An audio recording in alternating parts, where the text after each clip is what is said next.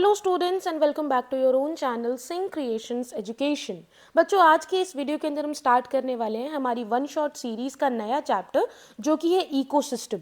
अगर आप चाहते हो कि नीट और बोर्ड्स दोनों ही एग्जामिनेशन के लिए आपकी क्लास 12th की बायोलॉजी एक बार में प्रिपेयर हो जाए तो आप बिल्कुल सही वीडियो देख रहे हो। चैनल को सब्सक्राइब कर लीजिए बिकॉज हमारे चैनल पर एक वन शॉट सीरीज हमने स्टार्ट की है जिसके अंदर आपके क्लास 12th बायोलॉजी के सभी चैप्टर्स आपको एनसीईआरटी से पढ़ाए जाएंगे, वो भी लाइन बाय लाइन एक्सप्लेन करके।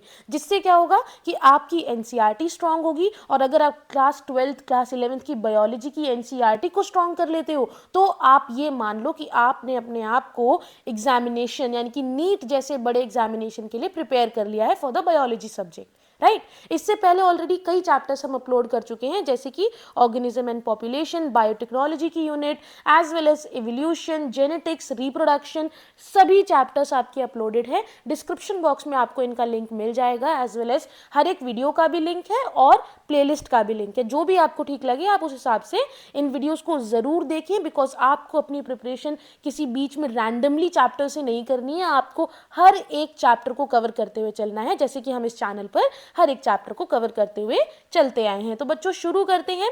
आप अपनी एनसीईआरटी अपने साथ लेकर बैठना, एक पेंसिल या एक हाइलाइटर लेकर बैठना ताकि जो भी इंपॉर्टेंट पार्ट है उस इंपॉर्टेंट पार्ट को आप मार्क करते रहो जहां जहां पर भी मैं आपको बताने वाली हूं। तो सबसे पहले आज हम इस चैप्टर के अंदर कौन से टॉपिक पढ़ने वाले हैं। So the topic here will be ecosystem क्या होता है, उसके क्या स्ट्रक्चर है, क्या फंक्शन है, प्रोडक्टिविटी क्या होती है, डीकंपोजिशन क्या होता है, एनर्जी फ्लो क्या होता है और एंड में वो एनर्जी फ्लो से कैसे एनर्जी इकोलॉजिकल पिरामिड्स बनते हैं। ठीक है, तो ये चीजें हम पढ़ने वाले हैं। लास्ट के 3 टॉपिक आपके सिलेबस में नहीं है तो उनको हम नहीं पढ़ेंगे, हम यहाँ तक ही इस कंप्लीट को रीड करने वाले हैं। And ecosystem can be visualized as a functional unit of nature. जैसे आपकी बॉडी में cell is the basic unit of your life, वैसे ही इकोसिस्टम जो है वो एक फंक्शनल यूनिट है नेचर का, जहाँ पे काफ़ी सारे लिविंग ऑर्गेनिज्म आपस में इंटरेक्ट करने के साथ साथ अपने फिजिकल एनवायरनमेंट के साथ भी इंटरेक्ट करते हैं। जो उसके आसपास कैसा एनवायरनमेंट है, किस तरीके से स्पीशीज़ है, किस तरह से टेम्परेचर है ना, इन सभी चीज़ों से भी वो वैसे ही इंटरेक्ट करते हैं। इकोसिस्टम बहुत डिफरेंट है, साइजेस उसके कभी भी फिक्स नहीं है। इकोसिस्टम एक स्मॉल पॉन्ड में भी आपको देखने को मिल सकता है और एक बड़े से फॉरेस्ट में भी आपको इकोसिस्टम देखने को मिलेगा। तो ये डिफाइंड नहीं है कि इकोसिस्टम की डेफिनेशन ये होगी कि भाई एक इतने एरिया में ही आप इकोसिस्टम बना सकते हो और इससे छोटा एरिया होगा तो इकोसिस्टम नहीं होगा। नहीं, छोटे से छोटे एरिया में भी आपको इकोसिस्टम देखने को मिलेगा, right. Many ecologist regard the entire biosphere as global ecosystem.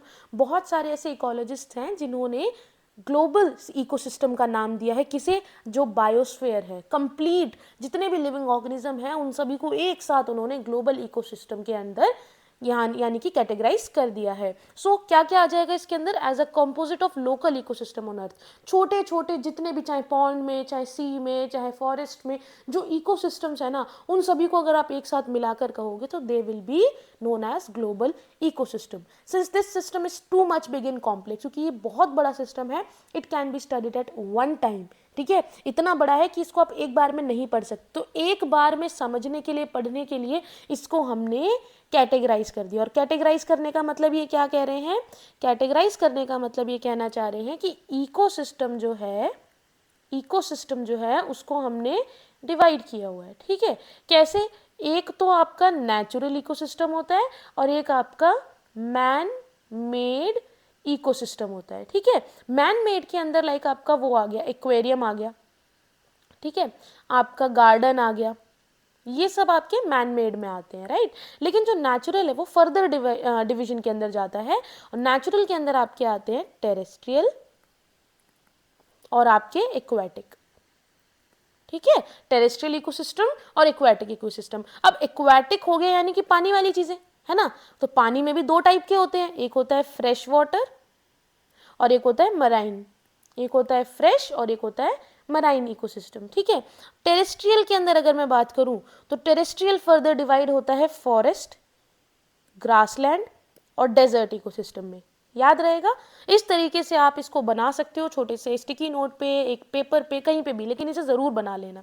अब fresh marine water as it is रहता है, फ्रेश वाटर में भी 2 पार्ट्स में डिवाइडेड है। कहोगे कितने पार्ट्स हैं, बहुत है। ठीक है, एक होता है रनिंग वाटर जैसे कि जिसे हम लोटिक कहते हैं, और एक होता है स्टैंडिंग वाटर, रुका हुआ पानी, उसमें कैसा इकोसिस्टम है, इसको लेंटिक कहते हैं। रनिंग वाटर वाले को लोटिक कहेंगे और इसको लेंटिक कहेंगे। ठीक है, ये दूसरे दूसरे नाम याद रखोगे। सो ऐसे करके हमने इन्हें डिवाइड किया। तो अब आपको समझ में आ जाएगा कि दो बेसिक कैटेगरी कौन सी है नेचुरल इकोसिस्टम की, टेरेस्ट्रियल और एक्वाटिक। फॉरेस्ट, ग्रासलैंड और डेजर्ट ये एग्जाम्पल है टेरेस्ट्रियल के। Pond, lake, wetland, river and estuary are some example of aquatic ecosystem, है ना। ये सब क्या हो गए, एक्वेटिक इकोसिस्टम के पार्ट हो गए। तो एग्जाम्पल भी आपको यहाँ पर दे दिए। Crop fields and an aquarium में ऑल्सो भी considered as man made ecosystem. Aquarium, crop field भी इकोसिस्टम है, बट ये हमारे बनाए हुए हैं, है ना। तो इसे हम क्या कहते हैं, man made ecosystem. Now we will first look at the structure of the ecosystem. हमने कहा था हम पहले स्ट्रक्चर पढ़ेंगे। तो स्ट्रक्चर जो है इकोसिस्टम का, in order to appreciate the input, input मतलब क्या चीज उसके अंदर ऐड हो रही है, जिसको हम प्रोडक्टिविटी कहेंगे। उसके बाद बनने के बाद, उस प्रोडक्ट के बनने के बाद एनर्जी कैसे ट्रांसफर हो रही है, जो कि फूड चेन के थ्रू, फूड वेब के थ्रू या फिर न्यूट्रिएंट साइकिल के थ्रू एनर्जी दूसरे ऑर्गेनिज्म तक या दूसरे पर्टिकुलर एनवायरनमेंट तक ट्रांसफर होती है। और ट्रांसफर होने के बाद जो आउटपुट निकल कर आता है, और आउटपुट कैसे निकल कर आता है कि उनको कैसे डिग्रेड किया जा रहा है और कितनी एनर्जी का लॉस हो रहा है, ये सारी चीजें, ये सब क्या है, स्ट्रक्चर हैं किसके, इकोसिस्टम के। We will also look at the relationship, cycle, chain, web, cycles नहीं पढ़ेंगे हम, ठीक है, लेकिन फूड चेन जरूर पढ़ेंगे हम, ठीक है, that are created as a result of these energy flows within the system and their interrelationship. सबसे पहले ecosystem structure and function. सबसे पहली चीज, in chapter 13 you have looked at the various components of environment, चाहे living हो या abiotic, non living हो, इन सभी कंपोनेंट्स के बारे में आपने पढ़ा है। You have studied how the individual biotic and abiotic factor affect each other and their surrounding. एक अकेला लिविंग फैक्टर या नॉन लिविंग फैक्टर कैसे अपने आसपास की सराउंडिंग को अफेक्ट करता है, ये हम जानते हैं, right. Now interaction of these living and non-living component result in a physical structure that is characteristics for each type of ecosystem, living और non-living। जब ये दोनों आपस में कोऑर्डिनेट करके रह रहे हैं तभी एक फिजिकल एनवायरनमेंट बनता है, और वो मेन पार्ट है किसका, हमारे इकोसिस्टम का, मेन बेस है, ठीक है। Identification and enumeration of a plant and animal species of an ecosystem gives it's species composition. यानी कि अगर हम ये जान लें कि एक इकोसिस्टम में कौन से प्लांट की स्पीशीज रहती हैं, कौन से एनिमल की स्पीशीज रहती हैं, तो उससे हमें ये पता चल जाएगा कि एक पर्टिकुलर इकोसिस्टम में किन किन चीज़ों से बनकर वो इकोसिस्टम रेडी हुआ है, ठीक है। Vertical distribution of different species occupying different level is called stratification. What is stratification? Stratification का मतलब होता है कि अगर एक फॉरेस्ट है, इन अ फॉरेस्ट जो ट्रीज है ना, जो ट्रीज टॉप पे रहते हैं, है ना, सबसे ऊपर, फिर उसके बाद उससे नीचे आपके श्रब्स आ गए, है ना, उसके नीचे आपके हर्ब्स आ गए, तो इस तरीके से एक लेयर बनाई, और सबसे लास्ट में आपकी ग्रास आ गई। तो ये क्या है, हमने वर्टिकली इनको ऑर्गेनाइज कर दिया है, इसको कहते हैं स्ट्रेटिफिकेशन, कि अलग अलग लेवल बना देना इकोसिस्टम में। क्लियर, समझ में आया। नाउ वही यहाँ पर सेम चीज कही है कि trees occupy top vertical strata, यानी कि फॉरेस्ट का टॉप ट्रीज में रहता है, उससे नीचे छोटे वाले पेड़ श्रब्स, सब उससे नीचे हर्ब्स हो गए, उससे भी छोटे, और सबसे नीचे आपकी घास हो गई जो है ना, वो बॉटम में रहती है। अब कुछ कंपोनेंट्स हैं इकोसिस्टम के, there are different components of ecosystem. सबसे पहले इकोसिस्टम का कंपोनेंट क्या है, प्रोडक्टिविटी, है ना। Productivity is the first component of ecosystem. Then decomposition, उसके बाद एनर्जी कैसे फ्लो हो रही है, और लास्ट में आपकी न्यूट्रिएंट साइक्लिंग हो जाएगी, ठीक है, समझ में आया। इनको एक एक करके पढ़ते हैं। To understand the ethos of an aquatic ecosystem, अगर हम एक्वेटिक इकोसिस्टम को जानना चाहते हैं, let us take a small example of a pond को एग्जाम्पल की तरफ लेते हैं। This is fairly a self sustainable unit and rather simple example that explain even the complex interactions that exist in an ecosystem of an aquatic type, right. ये क्या कहना चाहता है कि अगर आप बड़े से बड़े एक्वेटिक इकोसिस्टम को समझना चाहते हो तो आप एक छोटे से पॉन्ड को भी एग्जाम्पल के तौर पे ले सकते हो, ठीक है। एक पॉन्ड होता है it is a shallow water body. कैसी वाटर बॉडी है? शैलो वाटर बॉडी है, ठीक है। Pond is a shallow water body, कुछ इस तरह से, राइट? समझ में आया? एक शैलो वाटर बॉडी है। शैलो वाटर बॉडी के अलावा अगर आप समझ पाओ एक चीज को, तो वो ये कह रहा है कि इस वाटर बॉडी के ऊपर 4 बेसिक कंपोनेंट होते हैं इकोसिस्टम के। Abiotic component is the water. जो पानी यहां पर है वो एबायोटिक क्या है? कंपोनेंट है, ठीक है। With all the dissolved inorganic and organic substances, ठीक है। सबसे पहले ये आपका पॉन्ड है, ठीक है। उसके बाद इसके अंदर आपका वाटर है। इस वाटर के अंदर क्या डिजॉल्व्ड है? इनऑर्गेनिक और ऑर्गेनिक दोनों सब्सटेंस, और प्लस यहां पर सॉइल भी होती है जो नीचे यहां पर आपको बेस पे मिलती है, at the bottom of the pond. The solar input, यानी कि जो बाहर से सूरज से रोशनी आपको मिल रही है वो सोलर इनपुट होगा। The cycle of temperature and the day length, यानी कि टेम्परेचर कितना रहा है, कितने दिन तक, मतलब कितने देर तक दिन का टाइम रहा है जिस टाइम पर सोलर एनर्जी मिली है, और आसपास के क्लाइमेट की कंडीशन, ये सभी क्या करेंगी? रेगुलेट, मतलब कंट्रोल करेंगी the rate of function of entire pond, कि किस तरह से इस फंक्शन, ये पॉन्ड जो है इसके अंदर की लाइफ जो है वो फंक्शन करेगी। द ऑटोट्रोफिक कंपोनेंट, यानी कि जो खुद अपना खाना बनाते हैं, वो यहां पर होंगे फाइटो प्लैंक्टन, ठीक है। इस पॉन्ड के अंदर फाइटो प्लैंक्टन्स होंगे, फ्लोटिंग जो आपके ये प्लांट्स होते हैं, some algae and the floating submerge and marginal plants found at the edges. समझ लो यहां पर आपको कुछ फ्लोटिंग प्लांट्स, पेड़ मत समझ लेना, छोटे छोटे से प्लांट्स होते हैं, ठीक है, जो एजेस पे फ्लोट कर रहे होते हैं। कंज्यूमर्स आएंगे, कंज्यूमर्स कौन होंगे? जू प्लैंक्टन, ठीक है। जू मतलब एनिमल्स की बात हो रही है, और प्लैंक्टन मतलब जो इसे मतलब फ्लोटिंग रहेंगे लेकिन ये खा जाएंगे, फाइटोप्लैंक्टन को खा जाएंगे। The free swimming and bottom dwelling forms. The decomposers are the, decomposers कौन होंगे यहाँ पर? वो जो फंजाई बैक्टीरिया या फ्लैजिलेट्स जो कि जाकर के बॉटम में प्रेजेंट रहेंगे, ठीक है।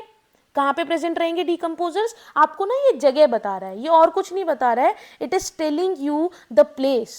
अगर आप ध्यान से समझना चाहो, it is actually telling you the place of each type of ecosystem here. Like एक पॉन्ड है, इस पॉन्ड के अंदर पानी है, पानी के अंदर इनऑर्गेनिक ऑर्गेनिक दोनों सब्सटेंस है, बेस पे आपकी सॉइल है। अब वो कह रहे हैं यहां पर आपको क्या मिल जाएंगे? फाइटोप्लैंक्टन, जैसे कि प्लांट्स आपको मिल जाएंगे, फ्लोटिंग प्लांट्स, ठीक है, एल्गे वगैरह ये सब। उसके बाद कुछ कंज्यूमर जिन्हें जू प्लैंक्टन कहते हैं, वो आपको फ्रीली स्विम करते हुए मिल जाएंगे या फिर बॉटम में मिल जाएंगे। तीसरी चीज जो कि आपके डीकंपोजर है, जो डीकंपोज करेंगे किसी ना किसी एंजाइम से या किसी से, उस चीज को ब्रेक डाउन करेंगे और कॉम्प्लेक्स से सिंपलर बनाएंगे, वो होते हैं फंजाई बैक्टीरिया या फ्लैजिलेट, जो आपको पॉन्ड के बॉटम में मिलेंगे। This system performs all the function of an ecosystem and of the biosphere as a whole, which means सारे फंक्शन कौन से? The conversion of inorganic into organic material, ठीक है। जो यहाँ पर इनऑर्गेनिक मटेरियल प्रेजेंट था ना वाटर में, उसको ऑर्गेनिक मटेरियल में कन्वर्ट कर देते हैं। कैसे? With the help of radiant energy of sun. जो सन से आपको सोलर एनर्जी मिल रही थी, उसको ये जो प्लांट्स है यूज करते हैं, और यूज करके यहाँ पानी के अंदर प्रेजेंट जो इनऑर्गेनिक सब्सटेंस है उसको क्या कर देते हैं? कन्वर्ट कर देते हैं ऑर्गेनिक में। अब फिर क्या होगा? Consumption of autotroph by heterotroph. ये रहा पेड़ या घास मान लो, ठीक है, इसने अपना काम कर दिया, इनऑर्गेनिक को ऑर्गेनिक में कन्वर्ट कर दिया with the help of photosynthesis process, ठीक है। अब क्या होगा? एक एनिमल आया, समझ लो गोट आया, ठीक है, गोट है नहीं लेकिन समझ लो गोट आया, उसने इसको खा लिया, तो क्या हुआ? इसने कंज्यूम कर लिया, कंजप्शन, ठीक है। किसको? ऑटोट्रॉफ को। किसने खाया? हेटेरोट्रॉफ ने, ठीक है। भेड़, बकरी, ठीक है, गाय, घोड़े, ये सब क्या है? हर्बीवोर है, ठीक है, इन्होंने इसको खा लिया। Decomposition and mineralization of the dead matter, यानी कि जो भी यहाँ पर खाकर ये लोग छोड़ के जाएंगे या चबाकर छोड़ के जाएंगे, या फिर कोई भी जीव जंतु मर जाता है तो उसके बाद उसको डिकम्पोज किया जाता है ना, डेड मैटर को डिकम्पोज किया जाता है और उसको वापस से रिलीज किया जाता है to be used by the autotroph, यानी कि प्लांट्स। ये इवेंट एक साइकिल की तरह ओवर एंड ओवर अगेन चलते रहते हैं, और एक यूनी डायरेक्शनल मूवमेंट होता है एनर्जी का towards the higher trophic level and its dissipation and loss as heat to the environment. क्या कहना चाहता है? इस तरह से मान लो यहाँ पर आपके प्रोड्यूसर हैं कंज्यूमर ऊपर ऊपर इस तरह से, तो यहाँ पर खाना बन रहा है, कुछ परसेंट ऊपर जाएगा, इसका भी कुछ परसेंट इस लेवल पे, इसका भी थोड़ा कुछ परसेंट इस लेवल पे। समझ में आया? तो एनर्जी का इसी डायरेक्शन मूवमेंट हो रही है, इस डायरेक्शन में नहीं। समझ में आई ये वाली चीज? इतना है, ठीक है। Now we will talk about productivity. Productivity क्या होता है? A constant input of solar energy. Solar energy लगातार आ रही है, ठीक है। ये एक बेसिक रिक्वायरमेंट है किसी भी इकोसिस्टम की काम करते रहने की। The primary production is defined as the amount of biomass और organic matter produced per unit area over a time period by plants during photosynthesis. Simple सी चीज है, प्लांट्स फोटोसिंथेसिस करके यानी कि सन की एनर्जी को यूज करके जो भी प्रोडक्ट बनाते हैं दैट इज प्राइमरी प्रोडक्शन, ठीक है। और it is expressed in the terms of gram per metre square, और अगर एनर्जी के तौर पे आप देखोगे तो kilocalorie per metre square. The rate of biomass production is called productivity, यानी कि किस रेट पर आपका बायोमास प्रोड्यूस हो रहा है, वो प्रोडक्ट प्रोड्यूस हो रहा है, उस रेट को प्रोडक्टिविटी कहते हैं। और इस रेट को हम एक्सप्रेस करते हैं ग्राम per metre square per year, या फिर एनर्जी के तौर पे देखें तो kilocalorie per metre square per year, ताकि हम कंपेयर कर सके अलग अलग इकोसिस्टम की प्रोडक्टिविटी को। It can B divided into gross primary productivity and net primary productivity. Gross primary productivity और नेट प्राइमरी प्रोडक्टिविटी कैसे एक दूसरे से अलग है, हम वो समझते हैं। सबसे पहले gross primary productivity. Gross primary productivity ecosystem का होता है the rate of production of organic matter during photosynthesis. जब फोटोसिंथेसिस हो रही है उस दौरान कितना ऑर्गेनिक मैटर बन रहा है, किस स्पीड से बन रहा है, वो आपका होता है जीपीपी, ठीक है। A considerable amount of GPP is utilized by the plant in respiration. Now, the gross primary productivity minus respiration losses is the net primary productivity. समझ लो आपके घर में खाना बन रहा है, खाना बनने के बाद आपकी मम्मी ने अगर खाना बनाया है तो वो पूरा का पूरा खाना आपको नहीं मिलेगा, उसमें से एक पार्ट उस खाने का आपकी मम्मी का भी होगा। तो खाना बनाने वाली मम्मी यहाँ पर आपकी ऑटोट्रॉफ हो गई, यानी कि प्लांट हो गई, ठीक है। जो खाना उन्होंने बनाया दैट इज प्राइमरी प्रोडक्शन। किस रेट पर बनाया, 1 घंटे में, 2 घंटे में, कितनी एनर्जी यूज करके बनाया है, वो प्रोडक्टिविटी कहलाएगी। फिर जो पूरा खाना है, ये पूरा खाना कहलाता है जीपीपी। इस पूरे खाने में से मम्मी का खाना कितना है वो कहलाता है रेस्पिरेशन रेट, ठीक है। जितना हिस्सा उन्होंने अपने लिए यूज कर लिया, उसके बाद जो फाइनल आपको मिला, माइनस करके जो फाइनल आपको मिला दैट इज एनपीपी, मतलब नेट प्राइमरी प्रोडक्टिविटी, ठीक है। तो जीपीपी माइनस द जितना भी प्लांट ने यूज कर लिया, रेस्पिरेशन लॉस जितना हो गया, उसको अगर हम माइनस कर देंगे टोटल में say that will be NPP. समझ में आया? अब ये जो नेट प्राइमरी प्रोडक्टिविटी है ये अवेलेबल है एज अ बायोमास। किसके लिए? हेटेरोट्रोफ के लिए। प्लांट ने तो अपना बना लिया, प्लांट ने अपना खा भी लिया, बनाकर दे दिया, भाई ये रहा। अब इसको प्लांट भाई इतना भी सेल्फिश नहीं है कि सब कुछ खुद खा जाएगा, उसने खुद खा के बचा हुआ खाना आगे रख दिया। अब इसको खाने वाले आएंगे हर्बीवोर, जो कि हेटेरोट्रॉफ है, जो खुद खाना नहीं बना रहे, और डीकंपोजर। इस प्रोसेस को कहेंगे secondary productivity. It is defined as the rate of formation of new organic matter by the consumer. जो हर्बीवोर्स आकर उसे खा रहे हैं, है ना, और एक नया ऑर्गेनिक मैटर बना रहे हैं, उसके रेट ऑफ फॉर्मेशन को हम कहेंगे सेकेंडरी प्रोडक्टिविटी। प्राइमरी प्रोडक्टिविटी पता चल गई। अब प्राइमरी प्रोडक्टिविटी डिपेंड करती है कई सारी चीजों पे। वो क्या है? प्राइमरी प्रोडक्टिविटी डिपेंड करेगी किस टाइप की प्लांट स्पीशीज, खाना किस पे डिपेंड करता है कि किस तरह की आप सब्जियां यूज कर रहे हो, है ना। It also depends on variety of environmental factor. बहुत सारे इन्वायरमेंटल फैक्टर्स होते हैं, जैसे कि कौन से न्यूट्रिएंट प्रेजेंट हैं, अवेलेबल कौन से न्यूट्रिएंट हैं, खाने से कंपेयर करें तो कौन से मसाले प्रेजेंट हैं, फोटोसिंथेटिक कैपेसिटी कितनी है प्लांट्स की, कढ़ाई की कैपेसिटी कितनी है, कितना खाना बन जाएगा इसमें, ठीक है। Therefore it varies in different type of ecosystem. The annual net primary productivity of the whole biosphere is approx 170 billion tons, अगर सिर्फ ड्राई वेट देखा जाए तो ऑर्गेनिक मैटर का। ऑफ दिस, इसमें से despite occupying about 70% of the surface, the productivity of the ocean are only 55 billion. हमारा पूरा सरफेस में से 70% तो आपका ओशियन ही है। फिर भी ओशियन में होने के बाद भी ओशियन के पास सिर्फ 55 बिलियन टन ही है प्रोडक्टिविटी का, है ना। जो बाकी है वो पूरा का पूरा लैंड के ऊपर है। समझ में आई ये वाली चीज? इतना समझ में आया प्रोडक्टिविटी क्या होती है। नेक्स्ट हम बात करते हैं डीकॉम्पोजिशन पे। डीकॉम्पोजिशन क्या होता है, जब हम एक सेकेंड ये मान लो break down of complex organic matter into inorganic substance, जैसे कि कार्बन डाइऑक्साइड, वाटर, न्यूट्रिएंट्स, है ना, इनमें अगर हम कन्वर्ट कर दें, ब्रेक डाउन कर दें, कॉम्प्लेक्स को सिंपलर में हम ब्रेक डाउन कर देते हैं, तो उसे कहते हैं डीकॉम्पोजिशन। और हम ब्रेक डाउन नहीं करते हैं, उसे डीकम्पोजर्स, ठीक है। डीकॉम्पोजिशन एक प्रोसेस है जिसको करने वाले डीकम्पोजर्स होते हैं। डीकम्पोजर्स में आपके फंजाई वगैरह ये सब आ जाते हैं, बैक्टीरिया, फंजाई, ये सब, ठीक है।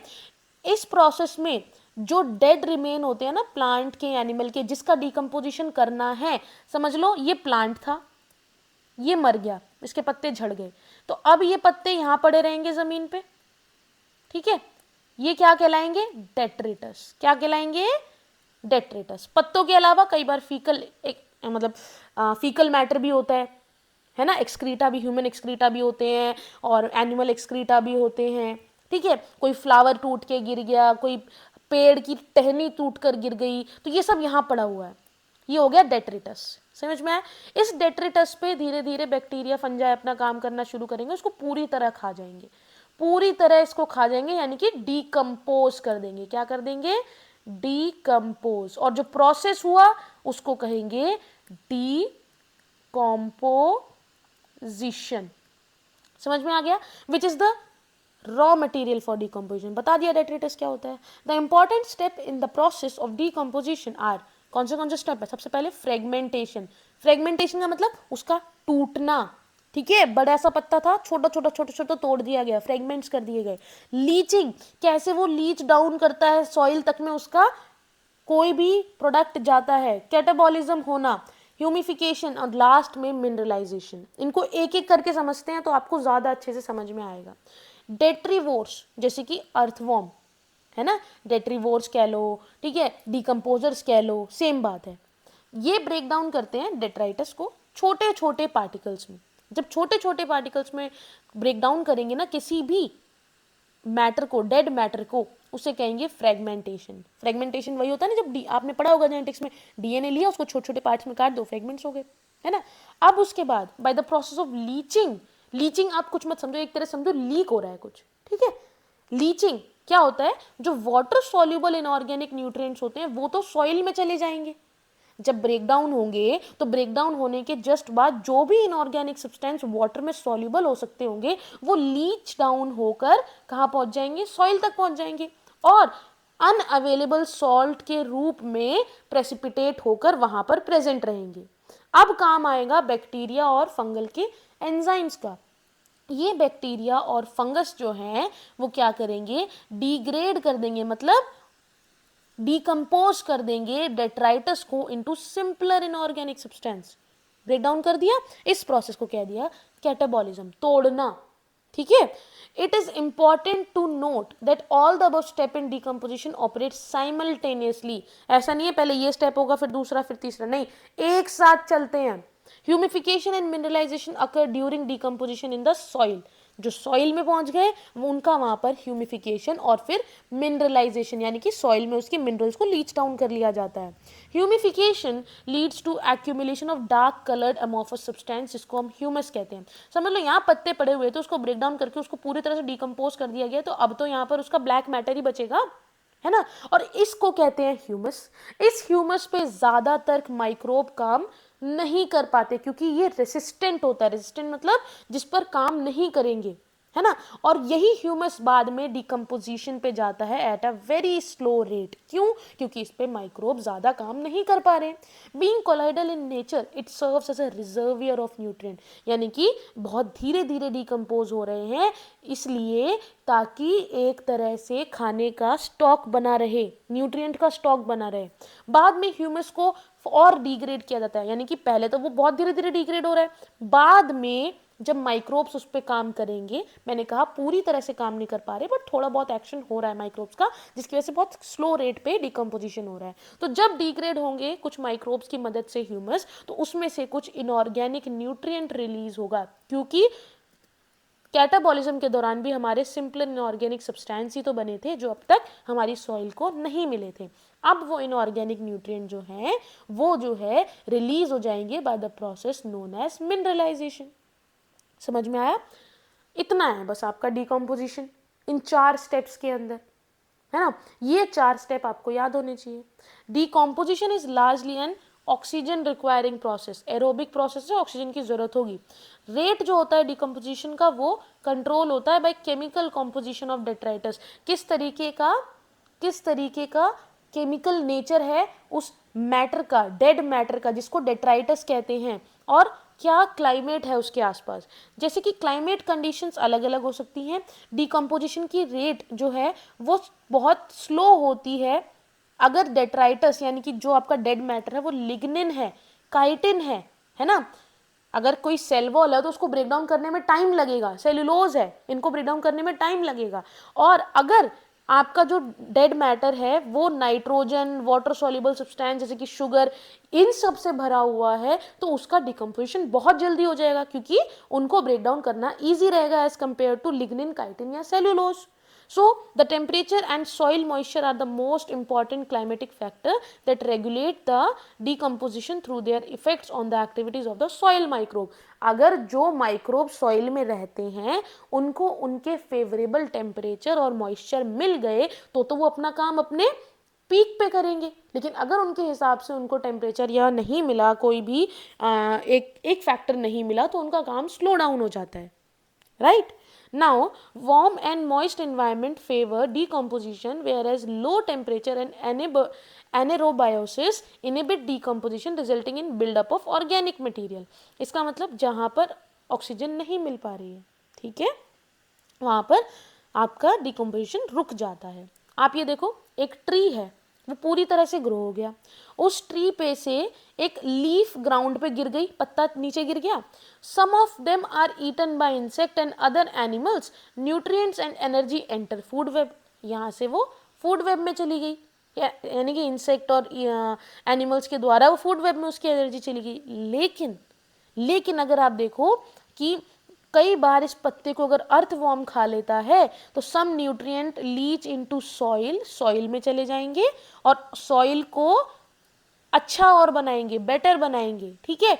लेकिन अगर इसको लीच ना हुई, यानी कि देखो साथ साथ चल रहा है, लीच भी हो सकता है और उसके साथ साथ इसके ऊपर आपके फंजाई, जैसे कि यहाँ मशरूम दिखाया हुआ है, फंजाई या बैक्टीरिया उसके ऊपर काम करते हैं, और फंजाई और बैक्टीरिया काम करने के बाद उसको क्या करेंगे, उसके इनऑर्गेनिक मैटर को सॉइल में पहुंचा देंगे, और सॉइल में पहुंचाने के बाद जो फंजाई, बैक्टीरिया, अर्थवर्म जो है और फर्दर उसका डिकम्पोजिशन करते हैं, और फर्दर डिकम्पोजिशन के बाद ये आपको सॉइल के थ्रू वापस से मिनरल्स उसी पेड़ को मिल गए। तो एक इकोसिस्टम है, एक साइकिल है जो चलती जा रही है अगेन एंड अगेन, राइट।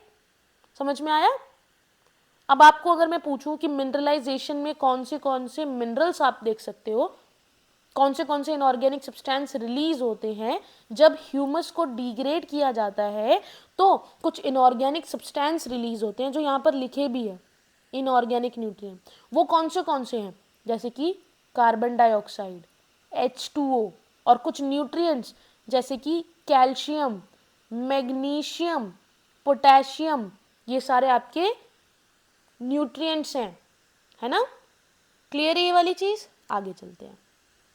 अब हम बात करेंगे एनर्जी फ्लो की। What is energy flow? जब एक साइकिल कंप्लीट हुई है, एक कंप्लीट साइकिल हुई है डिकम्पोजिशन की, खाना बना, डिकम्पोज भी हो गया, अब उससे मुझे क्या मिला? मुझे मिली एनर्जी। और वो एनर्जी कैसे पहुंचेगी मुझ तक, किन किन चीजों से गुजरती हुई, बस मुझे वो समझना है, उसे कहते हैं energy flow. Except for the deep sea hydrothermal ecosystem, अगर इस इकोसिस्टम को हटा दें तो sun is the only source of energy for all ecosystem on earth. सूरज जो है, जो सन है, वो सिर्फ एक लौता ऐसा सोर्स है एनर्जी का जो कि अर्थ पर जितने भी इकोसिस्टम है सभी के लिए काम करेगा। Of the incident solar radiation, less than 50% of it is photosynthetically active radiation, जिसको फोटोसिंथेसिस में यूज किया जा सकता है। 50% से भी कम फोटोसिंथेसिस में यूज होती है, बाकी जितनी भी अर्थ पे आती है वो कहीं ना कहीं वाइप आउट हो जाती है। We know that plants and photosynthetic bacteria, जिन्हें ऑटोट्रॉफ्स कहते हैं, वो सन की एनर्जी को फिक्स करते हैं ताकि उससे खाना बनाया जा सके from simple inorganic materials. Plants सिर्फ और सिर्फ 2 to 10% ही इस फोटोसिंथेटिकली एक्टिव रेडिएशन का ले पाते हैं, and this small amount of energy, एक second, energy sustains the entire living world.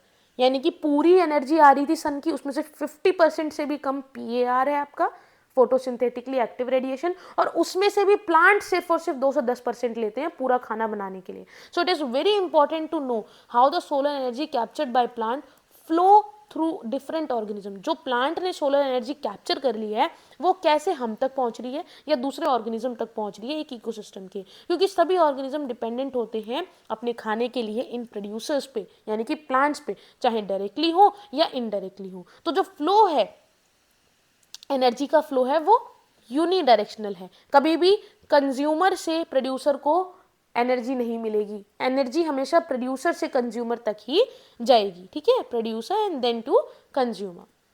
Further, ecosystem are not exempt from the second law of thermodynamics. They need a constant। अब पहली चीज क्या कहना चाहते हैं कि जो फ्लो ऑफ एनर्जी है, पहली चीज यही बोलना चाहते हैं कि जो फर्स्ट लॉ ऑफ थर्मोडायनेमिक्स है वो ये कहता है कि solar energy, first law of thermodynamics क्या कहता है कि सोलर एनर्जी जो है या कोई भी energy, it can neither be created nor be destroyed, है ना, बट उसको आप ट्रांसफॉर्म कर सकते हो इनटू फूड या हीट एनर्जी में। आपने कोई भी एनर्जी क्रिएट नहीं की है, ना ही डिस्ट्रॉय की है। एक सन की एनर्जी आ रही थी, उसी को आगे ट्रांसफर किया गया है, ठीक है, समझ में आया। और सेकेंड लॉ क्या कहता है कि हर एक ट्रांसफर के दौरान कुछ ना कुछ एनर्जी का कुछ ना कुछ फ्रैक्शन लूज हो जाता है ना। The second law of thermodynamics says they need a constant supply of energy to synthesize molecules they require to counteract the universal tendency toward increasing disorderliness, क्योंकि ऊपर तक सिर्फ कुछ ही अमाउंट एनर्जी का जाता है, ठीक है। The green plant in the ecosystem are known as producer, हमें भी पता है।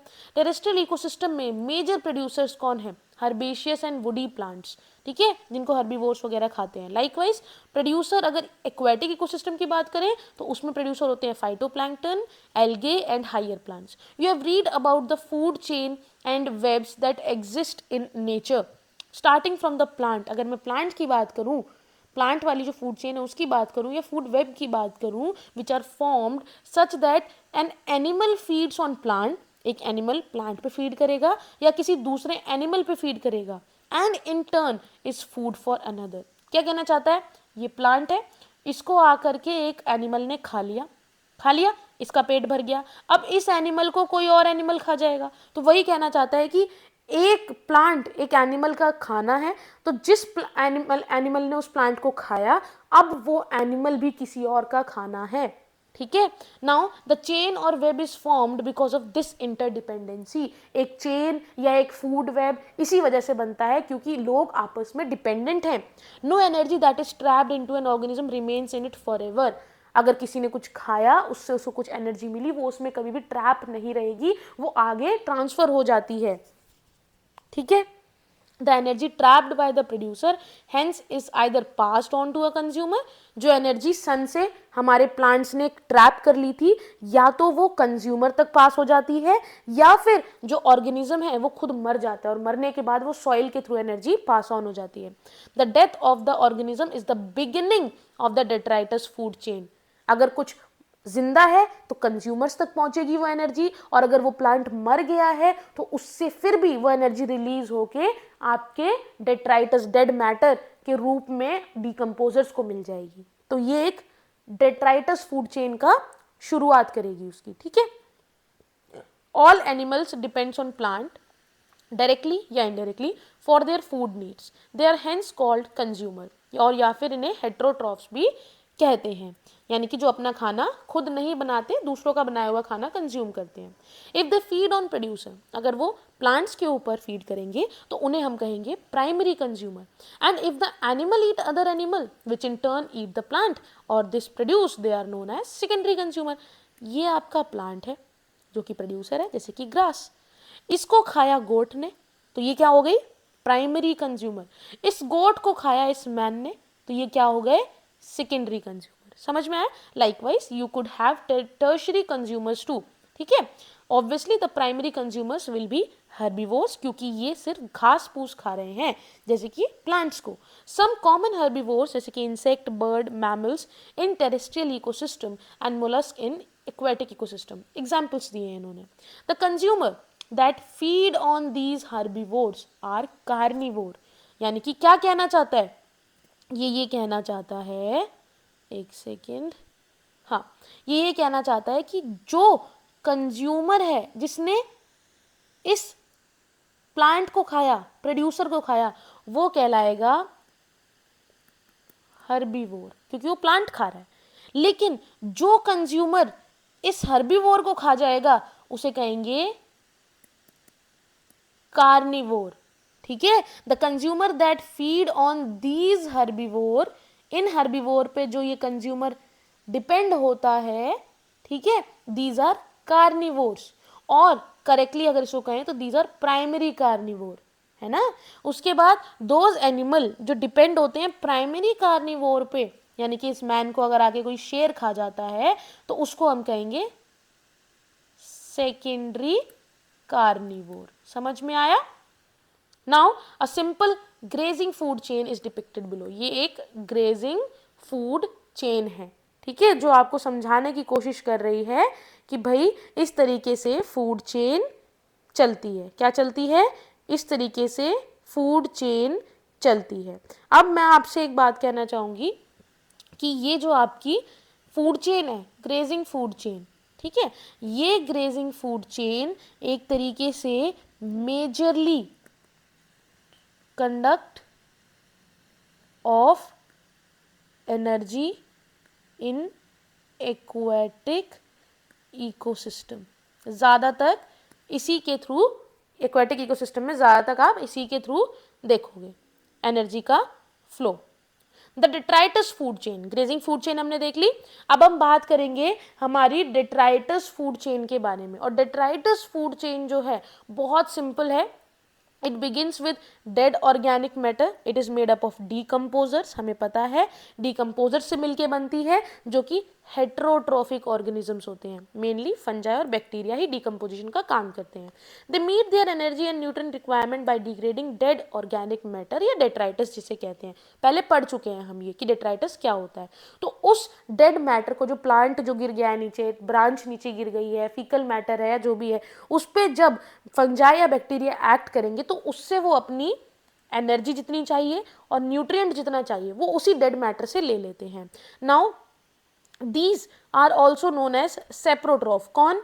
फंजाई और बैक्टीरिया। क्यों? देखो, जो खुद खाना बनाता है ऑटोट्रॉफ, जो दूसरों पे खाने के लिए डिपेंडेंट होता है वो हेट्रोट्रॉफ, और जो डेड मैटर पे खाने के लिए डिपेंडेंट होता है वो सेप्रोट्रॉफ होता है, ठीक है, क्योंकि सेप्रो का मतलब डिकम्पोज करना होता है। सो डिकम्पोजर्स सीक्रेट डाइजेस्टिव एंजाइम। आपने एक बार भी सोचा कि आखिर ये डिकम्पोज कर कैसे रहे हैं? ये अपने आप से एक एंजाइम सीक्रेट करते हैं। उस एंजाइम की मदद से डेड मैटर को ब्रेक डाउन किया जाता है और वेस्ट मटेरियल्स को इनटू सिंपल इनऑर्गेनिक मटेरियल में कन्वर्ट कर दिया जाता है, जिसको ये बाद में अब्सॉर्ब कर लेते हैं। एक एक्वेटिक इकोसिस्टम में जीएफसी जो है, it is major conduit of energy flow, जो मैंने आपको पहले भी बताया था अभी। एज अगेंस्ट दिस, अगर टेरेस्ट्रियल इकोसिस्टम की बात करें, ज़्यादातर जो फ्रैक्शन है एनर्जी का वो डेट्राइटस फूड चेन में चला जाता है with the help of GFC. Detritus कौन सी है? जिसमें फंजाई और बैक्टीरिया यूज हो रहे हैं, डेड मैटर को डिकम्पोज कर रहे हैं। So the detritus food chain में be connected with grazing food chain, दोनों आपस में कनेक्टेड रहेंगी। कुछ ऑर्गेनिज्म डेट्राइटस फूड चेन के are the prey to the GFC animal. Prey मतलब जो जीएफसी यानी कि ग्रेजिंग फूड चेन में जो एनिमल्स हैं, जो कंज्यूमर्स हैं, उनको खा जाते हैं फंजाई या ये सब। कैसे? डिकम्पोज कर देंगे, ठीक है, ये सारी चीजें। एंड इन नेचुरल इकोसिस्टम कुछ ऐसे एनिमल है जैसे कॉकरोच, क्रो, ठीक है, ये ओमनीवोर होते हैं। कैसे? ये ओमनीवोर कैसे होते हैं? प्लांट्स भी खा लेंगे कभी कभी, एनिमल्स को भी, इंसेक्ट्स को भी खा लेंगे, है ना। Organism occupy a place in the natural surroundings or in a community according to their feeding relationship with other organism। कि भाई वो अपने सराउंडिंग में कैसे रहेंगे? एक्वाटिक में आ रहे हैं, टेरेस्ट्रियल में आ रहे हैं, किस टाइप के इकोसिस्टम में आ रहे हैं, वो डिपेंड करेगा कि वो पर्टिकुलर ऑर्गेनिज्म अपने आसपास के ऑर्गेनिज्म के साथ किस तरह से रिलेशनशिप में है, ठीक है, किसको वो खाएगा या किससे उसको एनर्जी मिलेगी, based on the source of their nutrition, किस तरह का न्यूट्रिशन उनको मिल रहा है, किससे मिल रहा है। ऑर्गेनिज्म एक स्पेसिफिक प्लेस ले लेते हैं अपनी फूड चेन में, जिसको कहते हैं trophic level. Producer belong to the first trophic level. क्या कहना चाहते हैं, एक जगह मिलना, ठीक है, इन ऑर्गेनिज्म को कहलाता है trophic level.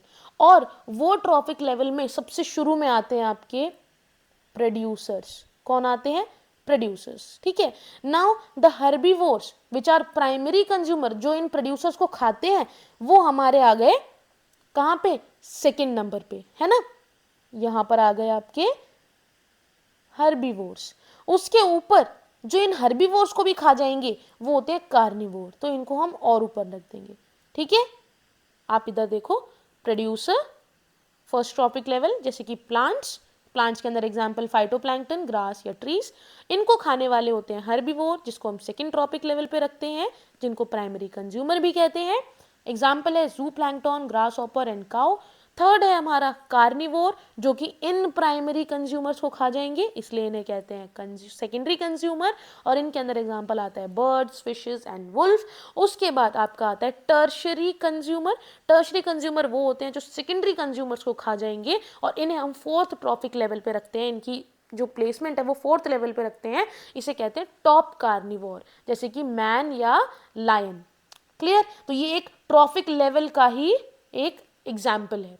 Clear, the important points to note is that the amount of energy decreases at successive trophic level। क्या कहना चाहता है, जैसे जैसे ऊपर जा रहा है ना, एनर्जी कम होती जाती है। क्यों, अगर इसको एनर्जी मिली है 50%, तो इसका सिर्फ 10% ही ऊपर जाएगा, ठीक है, इसका फिर 10% ही ऊपर जाएगा, और इसका फिर 10% ही ऊपर जाएगा। ये 10% रूल होता है कि पूरी एनर्जी नहीं जाती, कुछ फ्रैक्शन ही उसका ऊपर जाता है, ऊपर वाले लेवल तक। When an organism dies, it is converted to detritus। जब एक ऑर्गेनिज्म मर जाता है तो डेड मैटर में वो कन्वर्ट हो जाता है, जिसकी वजह से वो एक एनर्जी का सोर्स बन जाएगा डिकम्पोजर्स के लिए। Organism at each trophic level depend on those at the lower trophic level for their energy demand. जैसे कि टर्शरी वाले सेकेंडरी पे डिपेंड होंगे, सेकेंडरी वाले प्राइमरी पे, प्राइमरी वाले प्रोड्यूसर पे, तो ये अपने नीचे वाले लेवल पे हमेशा डिपेंडेंट रहते हैं। Each trophic level has a certain mass of living material at a particular time, जिसको कहते हैं स्टैंडिंग क्रॉप। हर एक ट्रॉपिक लेवल पे कुछ fixed certain amount of mass किसी भी लिविंग मटेरियल का प्रेजेंट है, जिसे हम स्टैंडिंग क्रॉप कहते हैं। और ये स्टैंडिंग क्रॉप आप मेजर कर सकते हो किसी भी लिविंग ऑर्गेनिज्म के मास के तौर पे, कि कितना वो वहां पर प्रेजेंट है, या फिर उस पर्टिकुलर एरिया में कितने नंबर में प्रेजेंट है। The biomass of a species is expressed in terms of a fresh और ड्राई वेट, यानी कि या तो उसका ड्राई वेट निकाल लो या उसको काउंट करके आप देख सकते हो। The measurement of biomass is in terms of dry weight is more accurate. अगर आप ड्राई वेट के तौर पे लोगे तो सारा मॉइस्चर एंड ऑल ये सारी चीजें हट जाएंगी, जिसकी वजह से आप प्रॉपर एक्यूरेट रिजल्ट देख पाओगे, ठीक है। वाई का आंसर इसी में है। The number of trophic level in the grazing food chain is restricted as the transfer of energy follows 10% law, ठीक है। कितने ट्रॉफिक लेवल होंगे, ये 4 ही होते हैं ग्रेजिंग फूड चेन में। क्यों, इसलिए क्योंकि ये हमारा जो ग्रेजिंग फूड चेन है वो फॉलो करता है 10% लॉ को, है ना। तो अगर 10% लॉ को फॉलो करता है, तो अगर हम बहुत सारे लेवल बना देंगे तो सबसे टॉप वाले पे बहुत कम एनर्जी पहुंचेगी। इसीलिए 10% लॉ को फॉलो करने की वजह से हमारे ट्रॉपिक लेवल, जो ट्रॉपिक लेवल होते हैं ग्रेजिंग फूड चेन, वो लिमिटेड होते हैं। तो क्या कहना चाहता है 10% लॉ आपका एनर्जी का, कि सिर्फ 10% of the energy is transferred to each trophic level. हर ट्रॉपिक लेवल पे सिर्फ और सिर्फ 10% ही आगे मूव होती है ना। In nature it is possible to have so many levels. अगर हम नेचर में देखें तो बहुत सारे लेवल हो सकते हैं, जैसे कि producer, herbivore, primary carnivore, secondary carnivore in the grazing food chain. समझ में आया? आप इसमें देखो, एनर्जी फ्लो दिखा रहा है एक तरह से डिफरेंट ट्रॉपिक लेवल का। एक सेकेंड, है ना, ये एनर्जी फ्लो जो हम अब तक समझ रहे हैं, ये देखो सन से आई है, हीट के तौर पे निकल गई, कुछ प्लांट को मिल गई, पहला ट्रॉपिक लेवल है, ठीक है। उसके बाद कुछ हीट के रूप में लॉस हो गई, कुछ लॉस तो होगा, तो इसका 10% ही आगे जाएगा, किस पे चला गया, हर्बीवोर पे। उसके बाद कुछ एनर्जी लॉस होगा और आगे जो पहुंचेगा वो आपका 10% ही होगा। उसके बाद आगे गया, इस तरह से फोर्थ ट्रॉपिक लेवल पे भी चला गया। अब क्या होगा, ये क्या दिखा रहा है, हो सकता है कि हीट के तौर पे रिलीज हो गया, यहाँ से ये गया, हीट के तौर पे रिलीज हुआ और यहाँ पर इसको मिल गया, और अदरवाइज सीधा प्लांट से भी हमारे दूसरे ऑर्गेनिज्म तक भी पहुंच सकता है, या यहाँ से सेकेंडरी लेवल से इधर, ये हमारा थर्ड लेवल हो सकता है। तो इस तरह से क्या होता है, इस तरह से हमारे ट्रॉपिक लेवल डिसाइड होते हैं। ठीक है, समझ में आया यहाँ तक? आगे बढ़े इकोलॉजिकल पिरामिड्स पे। इकोलॉजिकल पिरामिड्स बहुत इजी हैं, है ना। 3 टाइप के पिरामिड्स आप इसमें पढ़ोगे, pyramids of number, pyramids of energy and pyramid of biomass. ठीक है, तो इकोलॉजिकल पिरामिड के अंदर you must be familiar with the shape of pyramid. कैसी होती है? ऐसी शेप होती है। The base of the pyramid is broad, थोड़ा ब्रॉड है ये, और जो नैरो है, जो एपिक्स है ना यहाँ पर, ये थोड़ा कैसा होता है, नैरो, है ना, पॉइंटेड होता है। One gets a similar shape whether you express the food और energy relationship between organisms at different trophic level. अगर आप फूड के तौर पे देखो या एनर्जी के तौर पे देखो, ये आपको पिरामिड की तरह ही देखने को मिलते हैं। This relationship is expressed in terms of number, biomass और एनर्जी। इन तीनों के आप पिरामिड देखोगे। ठीक है, the base of each pyramid represent the producer, ये हमेशा प्रोड्यूसर होगा, और द फर्स्ट लेवल, पहला ट्रॉपिक लेवल, या तो आप इसको प्रोड्यूसर बोल लो या आपका फर्स्ट ट्रॉपिक लेवल कह लो।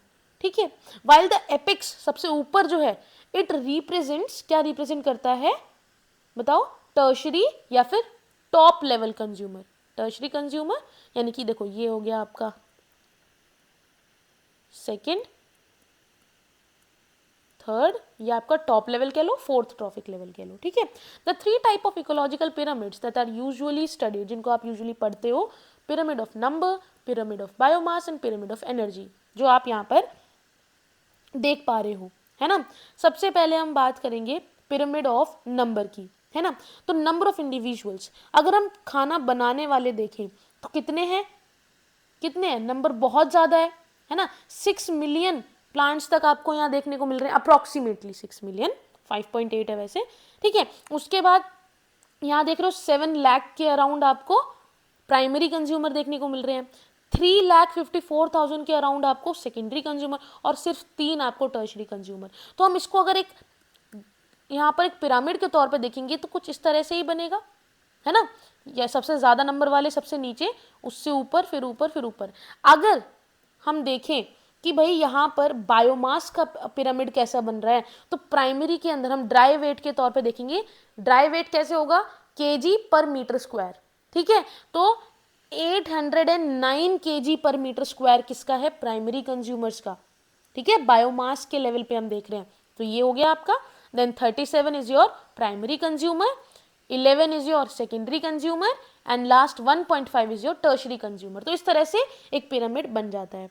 इन्वर्टेड पिरामिड क्या दिखाना चाह रहा है, the inverted pyramid of biomass, small standing crop of phytoplankton supports large standing crop of जूप्लैंक्टन।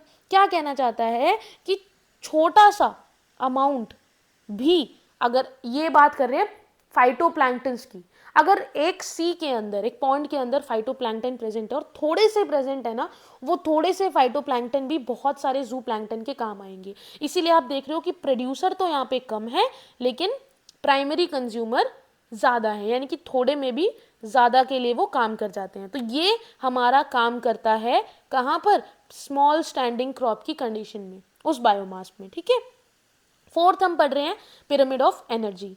Pyramid of energy के अंदर आप ये याद रखना कि हमेशा 10% रूल फॉलो होगा। यहाँ पर आप 10,000 जूल में आप एनर्जी देख रहे हो, ये 10,000 जूल, अब देखो कितनी आई थी, 10 लाख। ठीक है, 1 मिलियन जूल में सनलाइट आई थी, उसमें से सिर्फ 10,000 जूल ही प्राइमरी कंज्यूमर्स को मिली, सॉरी आपके प्रोड्यूसर्स को मिली। इन प्रोड्यूसर्स से सिर्फ 10% आगे गई। 10,000 का 10% 1,000, 10,000 का 10% 1,000 हो गया, और इस 1,000 से भी प्राइमरी कंज्यूमर के बाद सेकेंडरी कंज्यूमर पे भी तो जाना है, तो 1,000 का 10% 100। समझ में आया, 1,000 का 10% 100। उसके बाद इस 100 का भी 10% कितना होगा, 10, जो कि हमारे टर्शरी कंज्यूमर तक पहुंचता है। तो एनर्जी के ऊपर काफी सारे क्वेश्चन बनते हैं, इसको आप याद रखना।